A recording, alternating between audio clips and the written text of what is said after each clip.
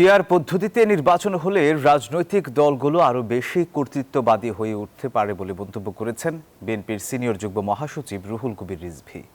শনিবার দুপুরে ব্রাহ্মণবাড়িয়া শহরের লোকনাথ ট্যাঙ্কের পাড় ময়দানে জেলা বিএনপির এক কর্মসূচিতে এসব কথা বলেন তিনি। বলেন, নির্বাচনে পিআর পদ্ধতি কি তা সম্পর্কে দেশের জনগণ অবগত নয়।